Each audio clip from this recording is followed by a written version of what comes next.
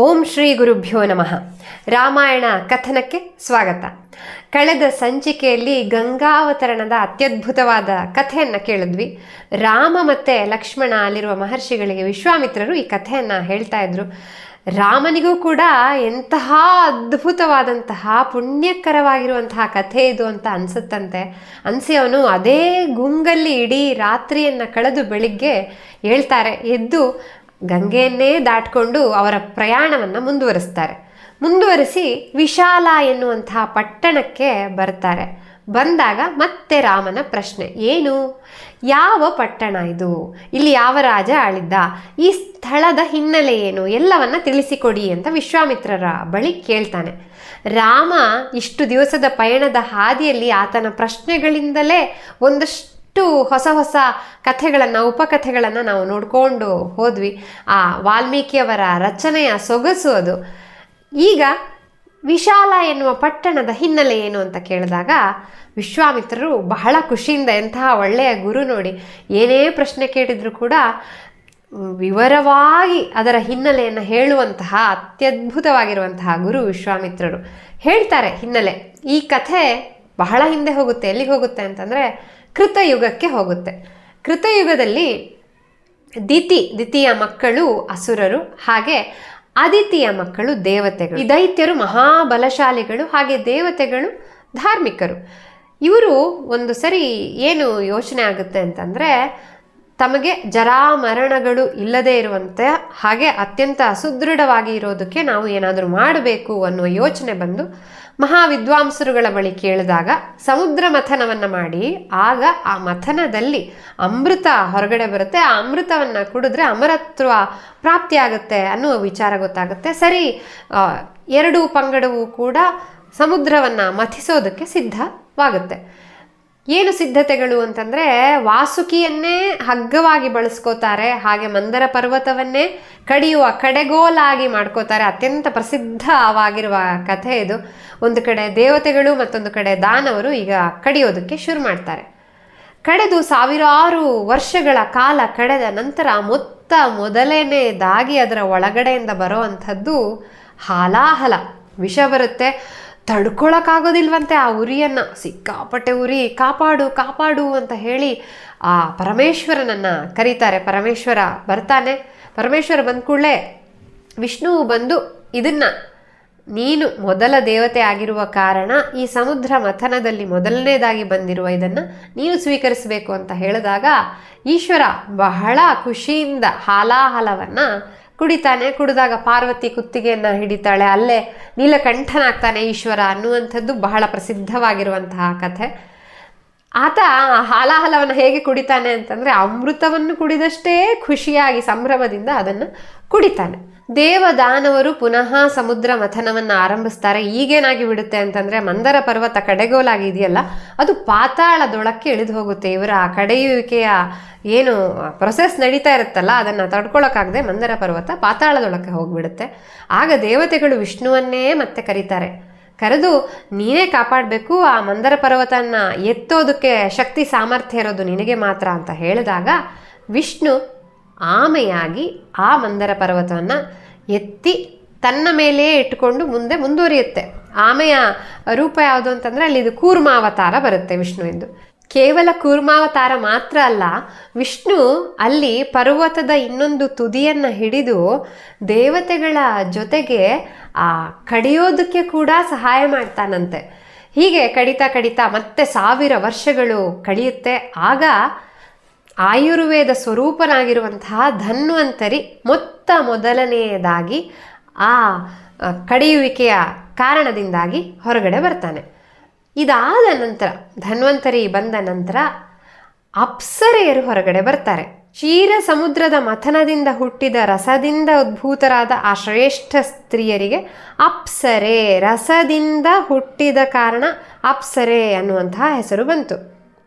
ಶೋಭಾಯಮಾನವಾದ ಕಾಂತಿಯಿಂದ ಕೂಡಿದ್ದ ಅಪ್ಸರೆಯರ ಸಂಖ್ಯೆ ಎಷ್ಟಿತ್ತಂತೆ ಅಂದರೆ 60,000 ಕೋಟಿ ಸಂಖ್ಯೆಯಲ್ಲಿ ಅಪ್ಸರೆಯರು ಇದ್ರಂತೆ. ಇದಾದ ನಂತರ ವರುಣನ ಮಗಳಾಗಿರುವಂತಹ ವಾರುಣಿ ಅಲ್ಲಿಂದ ಹುಟ್ಟಿ ಬರ್ತಾಳೆ. ಅವಳನ್ನು ಪರಿಗ್ರಹಿಸೋದಕ್ಕೆ ದಾನವರು ತಯಾರಿರೋದಿಲ್ಲ. ದೇವತೆಗಳೇ ಆಕೆಯನ್ನು ಪರಿಗ್ರಹಿಸ್ತಾರೆ. ಆಕೆ ಸುರೆಯ ಅಧಿದೇವತೆ ಆಗಿರುವ ಕಾರಣದಿಂದ ಇವರಿಗೆಲ್ಲರಿಗೂ ಕೂಡ ಸುರರು ಅನ್ನೋ ಹೆಸರು ಬಂತು ದೇವತೆಗಳಿಗೆ. ದ್ವಿತೀಯ ಮಕ್ಕಳು ಸುರಾರಹಿತರಾದ ಕಾರಣದಿಂದಾಗಿ ಅಸುರರು ಅನ್ನುವಂತಹ ಹೆಸರು ಬಂತು. ಸಮುದ್ರ ಮಥನ ಮುಂದುವರಿಯುತ್ತೆ. ಉಚ್ಚೈಶ್ರವಸು ಎನ್ನುವಂತಹ ಕುದುರೆ ಹೊರಗಡೆ ಬರುತ್ತೆ. ಅದಾದಮೇಲೆ ಕೌಸ್ತುಭ ಎನ್ನುವಂತಹ ಅತ್ಯಂತ ಶ್ರೇಷ್ಠವಾಗಿರೋ ರತ್ನ ಹೊರಗಡೆ ಬರುತ್ತೆ. ಹಾಗೆ ಇವರು ಯಾವ ಉದ್ದೇಶಕ್ಕಾಗಿ ಶುರು ಮಾಡಿದ್ರಲ್ಲ ಈ ಸಮುದ್ರ ಮಥನ, ಅಮೃತವು ಹೊರಗಡೆ ಬರುತ್ತೆ. ಇಷ್ಟೋ ತನಕ ಎಲ್ಲ ಏನೇನೋ ಹಂಚ್ಕೊಂಡು ಹಾಗೂ ಹೀಗೂ ಇದ್ದರು. ಆದರೆ ಯಾವಾಗ ಅಮೃತ ಹೊರಗಡೆ ಬಂತಲ್ಲ, ತಗೋ ಶುರುವಾಯಿತು ಗಲಾಟೆ. ಆದಿತ್ಯ ಮಕ್ಕಳು ಮತ್ತು ದ್ವಿತೀಯ ಮಕ್ಕಳು, ಆದಿತ್ಯ ಮಕ್ಕಳಾದ ದೇವತೆ, ದ್ವಿತೀಯ ಮಕ್ಕಳಾದಂತಹ ದೈತ್ಯರು, ಇವರ ನಡುವೆ ಅತ್ಯಂತ ದೊಡ್ಡ ಮಟ್ಟದ ಜಗಳ, ಕಲಹ, ಯುದ್ಧ ಶುರುವಾಗಿ ಬಿಡುತ್ತೆ. ಆ ಯುದ್ಧ ಯಾವ ಥರ ಇತ್ತಂತೆ ಅಂದರೆ 3 ಲೋಕಗಳು ಕೂಡ ಏನಾಗುತ್ತೋ ಮುಂದೆ ಅಂತ ಆತಂಕಕ್ಕೆ ಒಳಗಾಗುವ ಥರದ ಮಹಾಘೋರವಾದ ಕದನ ಅಮೃತದ ಸಲುವಾಗಿ. ಆಗ ವಿಷ್ಣು ಏನು ಮಾಡ್ತಾನೆ, ಮೋಹಿನಿಯ ರೂಪವನ್ನು ತಾಳಿ ಆ ಅಮೃತವನ್ನು ತನ್ನ ಕಡೆಗೆ ತಗೊಂಡು ಬಿಡ್ತಾನೆ. ತಗೊಂಡು ಆತ ದೇವತೆಗಳಿಗೆ ಅಮೃತ ಸಿಗುವ ಥರ ಮಾಡ್ತಾನೆ.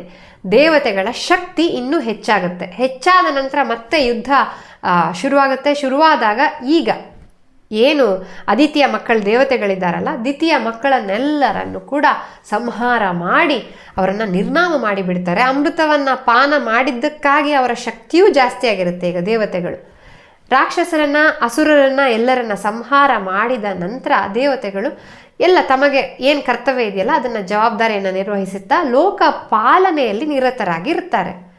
ಇಷ್ಟಾದ ನಂತರ ಇಲ್ಲಿ ದ್ವಿತೀಯ ಮಕ್ಕಳು ಈಗ ಸತ್ತು ಹೋಗ್ಬಿಟ್ಟಿದ್ದಾರಲ್ಲ, ಆಕೆಗೆ ಬಹಳ ಪುತ್ರರ ಕಳ್ಕೊಂಡ ಕಾರಣದಿಂದಾಗಿ ಆಕೆ ನೋವಿನಲ್ಲಿ ಇರ್ತಾಳೆ. ಆಕೆ ಕಶ್ಯಪರ ಹೆಂಡತಿ.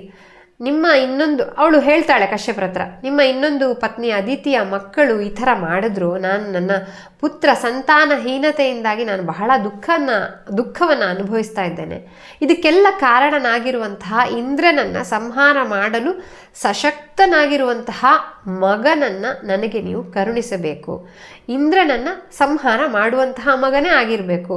ನಾನು ಏನು ಮಾಡಬೇಕು, ಅದಕ್ಕೆ ಏನು ಬೇಕಾದರೂ ಮಾಡೋದಕ್ಕೆ ತಯಾರಿದ್ದೇನೆ ಅಂತ ಹೇಳಿದಾಗ ಕಶ್ಯಪರು ಆಗಲಿ, ಹಾಗೇ ಆಗಲಿ, ಆದರೆ ನೀನು 1000 ವರ್ಷಗಳ ಕಾಲ ವ್ರತನಿಷ್ಠಳಾಗಿ ಶುಚಿಯಿಂದ ಇದ್ದು ವ್ರತವನ್ನು ಮಾಡಬೇಕಾಗತ್ತೆ, ತಪಸ್ಸನ್ನು ಮಾಡಬೇಕಾಗತ್ತೆ, ಒಂದಷ್ಟು ಕ್ರಮಗಳನ್ನು ನೀನು ಅನುಸರಿಸ್ತಾ ಹೋಗಬೇಕಾಗತ್ತೆ 1000 ವರ್ಷ.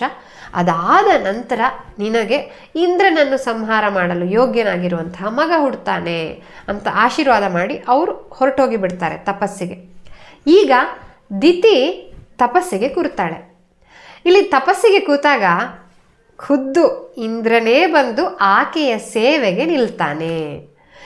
ಇದು ಕೂಡ ಆತನ ಸೇವೆ ಅನ್ನೋದು ಕೂಡ ಮುಂದೆ ಗೊತ್ತಾಗುತ್ತೆ, ಯಾಕೆ ಈ ಸೇವೆಗೋಸ್ಕರ ಆತ ನಿಲ್ತಾನೆ ಅನ್ನೋವಂಥದ್ದು.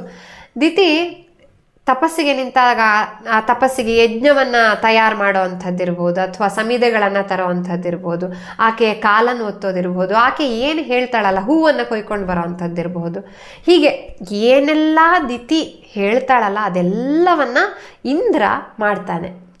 ಹೀಗೆ ಇಂದ್ರ ಸರ್ವಕಾಲದಲ್ಲಿಯೂ ಆಕೆಯ ಸೇವೆಯನ್ನು ಬಹಳ ಜಾಗರೂಕನಾಗಿ ಮಾಡ್ತಾ 990 ವರ್ಷಗಳು ಕಳೆಯುತ್ತೆ. ಆಗ ದಿತಿ ದೇವಿ ಹೇಳ್ತಾಳೆ, ಬಹಳ ಖುಷಿಯಿಂದ ಪ್ರೀತಳಾಗಿ ಹೇಳ್ತಾಳೆ, ಮಗನೇ ಆಗಬೇಕು ಇಂದ್ರ, ತನ್ನ ಸೋದರಿಯ ಮಗ ಅಲ್ವೇ, ಮಗನೇ ನೀನು ಮಾಡಿರುವಂತಹ ಈ ಸೇವೆಯಿಂದ ನನಗೂ ಖುಷಿಯಾಗಿದೆ. ನಿನ್ನ ಸಂಹಾರಕ್ಕಾಗಿಯೇ ನಾನು ಪುತ್ರನನ್ನು ಪಡೆಯೋದಕ್ಕೋಸ್ಕರ ನನಗೆ ನನ್ನ ಪತಿ ಕಶ್ಯಪರಿಂದ ಆಶೀರ್ವಾದ ವರ ದೊರಕಿದೆ. ಈಗ 990 ವರ್ಷ ಕಳೆದಿದೆ. ಆದರೆ ನಿನ್ನ ಸೇವೆಯಿಂದ ನಾನು ಕೂಡ ತುಂಬ ಖುಷಿಪಟ್ಟಿದ್ದೇನೆ. ಯಾವ ಪುತ್ರನನ್ನು ನಾನು ನಿನ್ನ ವಿನಾಶಕ್ಕಾಗಿ ಪ್ರಾರ್ಥಿಸಿ ಪಡೀತಾ ಇದ್ದೇನೋ ಅವನ ಜೊತೆಗೆ ನೀನು ನಿರಾತಂಕವಾಗಿ 3 ಲೋಕಗಳ ಅಧಿಪತ್ಯವನ್ನು ಸಾಧಿಸು ಅಂತ ಹೇಳ್ತಾಳೆ. ಇದಾಗುತ್ತೆ. ಈಗ ಇನ್ನೂ 10 ವರ್ಷಗಳು ಬಾಕಿ ಇದೆ. ಆದರೆ ಒಂದು ದಿನ ಏನಾಗುತ್ತೆ ಅಂತಂದರೆ, ಸೂರ್ಯ ಧಗಧಗನೆ ಉರಿತಾ ಇರುವಂತಹ ಮಧ್ಯಾಹ್ನದ ಹೊತ್ತಲ್ಲಿ ಆಕೆ ಶುಚಿಯಾಗಿ ವ್ರತನಿಷ್ಠಳಾಗಿ ಮಾಡಬೇಕು ಅನ್ನುವ ನಿಬಂಧನೆಯಲ್ಲಿ ವ್ರತವನ್ನು ಮಾಡ್ತಾ ಇದ್ದಾಳೆ. ಈಗೇನಾಗುತ್ತೆ ಅಂದರೆ, ಮಧ್ಯಾಹ್ನದ ಹೊತ್ತಲ್ಲಿ ತಲೆದಿಂಬಿನ ಕಡೆಗೆ ಕಾಲನ್ನು ಹಾಕಿ ಉಲ್ಟಾ ಮಲಗ್ತಾಳೆ ಅವಳು.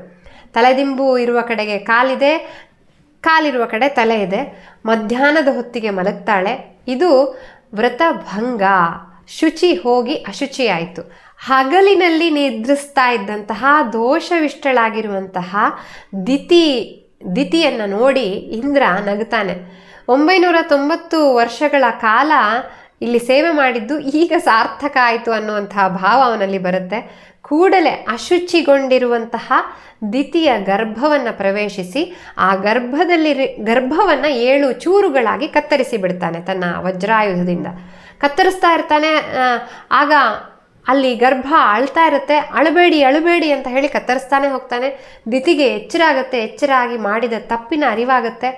ದಯವಿಟ್ಟು ನೀನು ಪ್ರಾಣವನ್ನು ತೆಗೆಯಬೇಡ, ಕತ್ತರಿಸಿದೆಯಾ ಆದರೆ ಪ್ರಾಣ ತೆಗಿಬೇಡ ಅಂತ ಹೇಳಿದಾಗ ಗರ್ಭದಿಂದ ಈಚೆ ಹೊರಗಡೆ ಬಂದು, ತಾಯೇ, ನಾನು ಎಷ್ಟೋ ವರ್ಷಗಳಿಂದ ಇದೇ ಸಂದರ್ಭಕ್ಕಾಗಿ ಕಾಯ್ತಾ ಇದ್ದೆ, ಈಗ ಆ ಸಂದರ್ಭ ಬಂತು, ಹಾಗಾಗಿ ಈ ಕೆಲಸವನ್ನು ಮಾಡಿದೆ, ದಯವಿಟ್ಟು ನನ್ನ ಅಪರಾಧವನ್ನು ಮನ್ನಿಸು ಅಂತ ಹೇಳಿದಾಗ ದಿತಿ ಏನು ಹೇಳ್ತಾಳೆ ಅಂತಂದರೆ, ನಾನು ಮಾಡಿದ ಅಪರಾಧದಿಂದಲೇ ಈ ರೀತಿಯ ಶಿಕ್ಷೆ ಆಗಿದೆ, 7 ವಿಭಾಗಗಳಾಗಿ ಕತ್ತರಿಸಲ್ಪಟ್ಟಿದೆ. ಆದರೆ ಈ 7 ವಿಭಾಗಗಳಾಗಿ ಕತ್ತರಿಸಲ್ಪಟ್ಟಿದ್ರೂ ಕೂಡ ಇದು ಮುಂದೆ ನಮಗಿಬ್ಬರಿಗೂ ಕೂಡ ಪ್ರಿಯವಾಗುವ ಸಂಗತಿಯಾಗಿ ಬದಲಾಗಲಿ.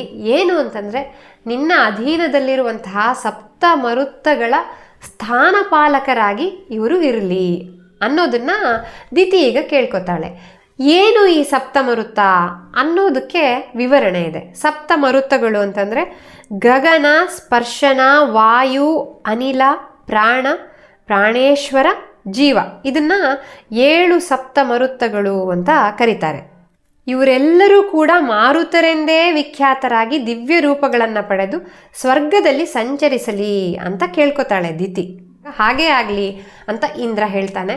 ಇದೆಲ್ಲ ಇವರಿಬ್ಬರ ಸಂಭಾಷಣೆ ನಡೆಯುವಂಥದ್ದು ಈ ತಪೋವನದಲ್ಲಿ. ಈ ತಪೋವನದ ಹೆಸರು ಕುಶಪ್ಲವನ ಎನ್ನುವಂತಹ ತಪೋವನ. ಆ ತಪೋವನದಲ್ಲೇ ಈಗ ವಿಶ್ವಾಮಿತ್ರರು ಮತ್ತು ರಾಮ ಲಕ್ಷ್ಮಣರು ಇರುವಂತಹ ಜಾಗ.